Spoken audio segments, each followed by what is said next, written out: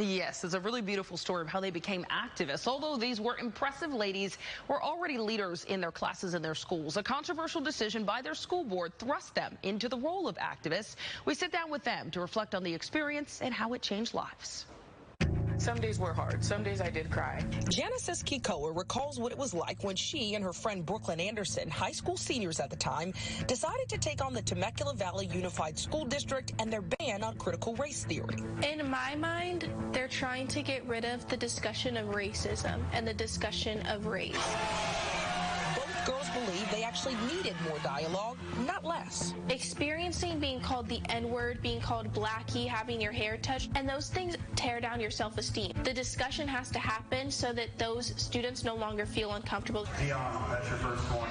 But in 2023, at the height of the debate, things got uncomfortable for everyone. The conservative majority on the school board made its goal clear, stating in a resolution that they hope to, quote, uplift and unite students by not imposing the responsibility of historical transgressions of the past, end quote, and many agreed. Thank you for exposing evil when you found it.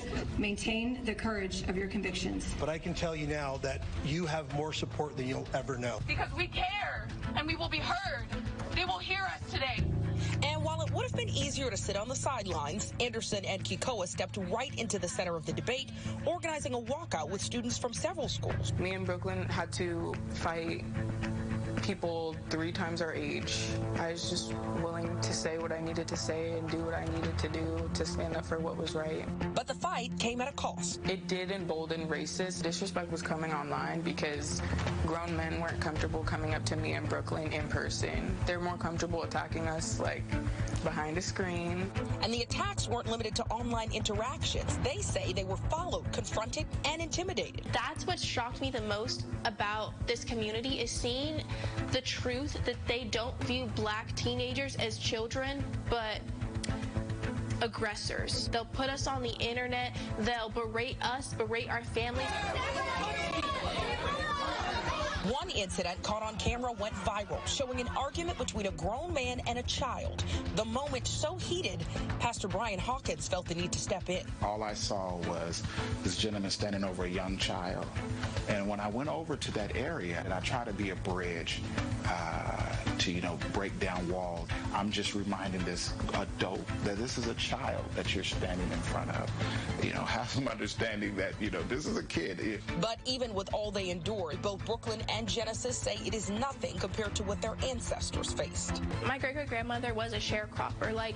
She had to pick cotton as a child just to make money for her and her family. I think we have come far. I think we have a lot more to go, though. Pastor Brian agrees, but he says we cannot move forward as a country until we reckon with the past. I think America needs therapy, and I think America really needs to sit on the couch. It needs to really be brutally honest about its history. It needs to have a real dialogue, a real conversation.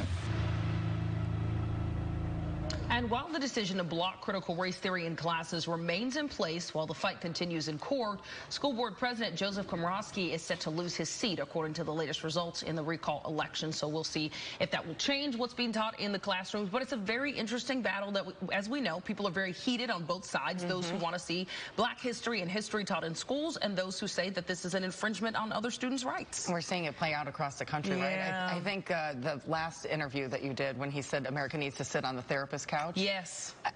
I couldn't agree more. Exactly. Couldn't be better worded. We all need some therapy.